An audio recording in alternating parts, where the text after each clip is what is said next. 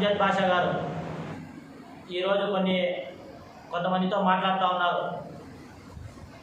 ఆమె ఎమ్మెల్యే మాధవిరెడ్డి గారు ఏం చేస్తూ ఉన్నారు, గెలిచింది కదా, అటులో లేరు, అక్కడ లేరు, ఇక్కడ లేరు అని చెప్పి కొంతమందికి చెప్తా ఉన్నారు. ఎక్కడ ఉన్నారు, ఇక్కడ లేరు, అక్కడ లేరని కాదు, ఆమె వచ్చినప్పటి నుంచి చూసుకున్నట్లయితే కడప నగరంలో ఉన్నటువంటి సామాన్యమైన ప్రజలతోనే మమేకమవుతూ ఉన్నారు. సామాన్యమైన ప్రజలు ప్రత్యక్షంగా ఆమెను కలుస్తూ ఉన్నారు. సమస్యలు కూడా పరిష్కారం జరుగుతూ ఉంది. నీ యొక్క హయాంలో, నీ యొక్క 10 సంవత్సరాల కాలంలో ఏ ఒక్క రోజన్నా నువ్వు సామాన్య ప్రజలతో మాట్లాడావా అని చెప్పి మేము ప్రశ్నిస్తూ ఉన్నాం. అలాంటిది ఏం లేదు. ఈరోజు చూసుకున్నట్లయితే ఎమ్మెల్యే గారి ఆఫీస్ దగ్గర చూసుకున్నట్లయితే, ఇంటికాడ చూసుకున్నట్లయితే ప్రతి దర్శనం ఇచ్చేది సామాన్యమైనటువంటి ప్రజలు. ప్రతి ఒక్క సామాన్యమైన ప్రజలు ఈరోజు మాధవి గారిని హక్కున చేర్చుకుంటూ ఉన్నారు. వారి యొక్క సమస్యని కూడా ఈరోజు వ్యక్తపరుచుకుంటూ ఉన్నారు.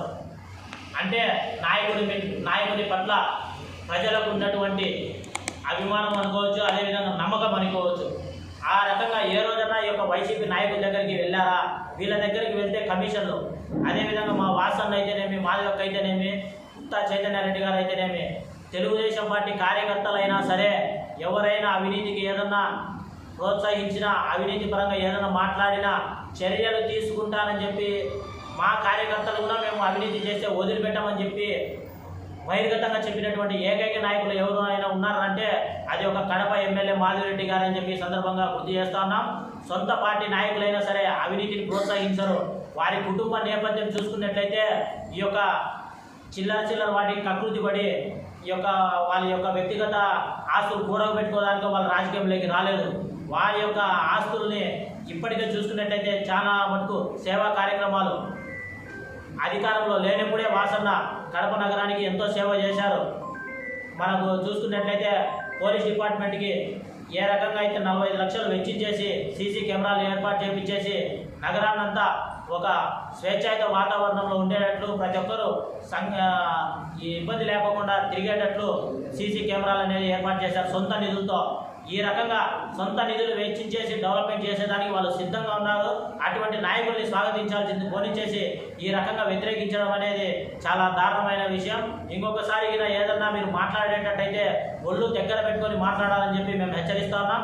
అదేవిధంగా మా ఎమ్మెల్యే గారి మీద ఎవరైనా దూషణలు చేయాలని ఉంటే పక్కా ఆధారాలు ఉంటేనే మాట్లాడండి. ఆధారాలు లేకోకుండా ఇష్టానుసారంగా మాట్లాడితే మీరు కడప నగరంలో కూడా తిరిగేదానికి మేము అంగీకరించాం. ఖచ్చితంగా మిమ్మల్ని అడుగడుగున అడ్డుకుంటాం. మీ మీద కేసులు బుక్ చేయడానికి కూడా మేము సిద్ధంగా ఉన్నామని చెప్పి తెలియజేస్తా ఉన్నాం.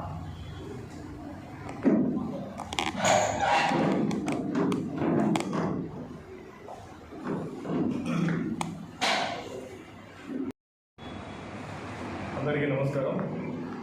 ముఖ్యంగా ఈరోజు చర్చించుకోవాలంటే మన ఎమ్మెల్యే గారి గురించి కానీ, వాసన గురించి కానీ, డెవలప్మెంట్ గురించి ఏమీ లేదని కొంతమంది చెప్తున్నారు. ఒకసారి బయటికి వచ్చి చూస్తే తెలుస్తుంది ఏం డెవలప్మెంట్ జరుగుతుంది అనేది. ప్రత్యేకంగా నేను 35 division incharge plus vice president టౌన్కి. అక్కడ ఆగిపోయినటువంటి ప్రతి ఒక్క డెవలప్మెంట్ చిన్న ఫోన్ చేస్తేనే పలికి ఏఈలు కానీ, ఆఫీసర్స్ కానీ మేడం గారి మీద ఉన్నటువంటి రెస్పెక్ట్తో చిన్న విషయానికైనా ఫోన్ చేస్తే వెంటనే వచ్చి క్లియర్ చేస్తున్నారు. సంవత్సరాల నుంచి ఆగిపోయిన పనులు అంటే 15 ఏళ్ళు 20 ఏళ్ళ నుంచి పాతుకుపోయినటువంటి కార్పొరేటర్లు కూడా ఏం చేసుకునేటువంటి సందర్భంలో ఇప్పుడు ప్రస్తుత పరిస్థితుల్లో చాలా ఈజీగా సాగిపోతున్నాయి పనులు. ఇవన్నీ చూసి వాళ్ళు ఓర్వలేక ఇదే చెప్తున్నారు. ఇది చాలా తప్పు. మన అసెంబ్లీ మీటింగ్లో కూడా మేడం గారికి వచ్చిన ఆపర్చునిటీలో ప్రతి ఒక్క ఆ మీటింగ్లో కూడా మన గురించి మాట్లాడడం జరిగింది. కడప గురించి పాత లీడర్లు ఇట్లా ఏమైనా చేసినారా, ఎన్నిసార్లు ఆపర్చునిటీ వచ్చినా కూడా ఎవరైనా స్థానికంగా మాట్లాడాలా. కానీ మన మాధవి గారు మాత్రం స్థానికంగా వచ్చినటువంటి సమస్యలు ప్రతి ఒక్కదాన్ని డిస్కస్ చేయడం జరిగింది. దాంతోపాటు ఏదైనా విషయం మేము తీసుకెళ్తే కదా వెంటనే దాని గురించి పరిష్కారం చేయడం కూడా జరిగింది. చాలా తప్పు ఇట్లా మాట్లాడటము. వైసీపీ నాయకులు ఇట్లా ఒళ్ళు దగ్గర పెట్టుకోకుండా మాట్లాడితే మాత్రం వాళ్ళ మర్యాద తగ్గదని హెచ్చరిస్తున్నాను. రాబోయే రోజుల్లో టీడీపీలో యువత చేరేదానికి ఇంకా చాలా సిద్ధంగా ఉన్నారు. ఎందుకంటే మా ఎమ్మెల్యే గారు కానీ, వాసన్న గారి మీద ఉన్న ప్రేమ వాళ్ళు చేస్తున్నటువంటి పనులు రాబోయే రోజుల్లో ఇంకా బలం కడప అనేది కంచుకోటగా మారుతుందని నేను ఆకాంక్షిస్తూ దాని తగ్గట్టుగా పనిచేసుకుని ముందుకెళ్దాం. ఇలాంటి సందర్భాల్లో వీళ్ళు జీర్ణించుకోకుండా ఇట్లా అడ్డంగా మాట్లాడితే మాత్రం ఊరుకునే పరిస్థితి రాబోయే రోజుల్లో మేమైతే దీన్ని పూర్తిగా వ్యతిరేకిస్తాం. Thank you.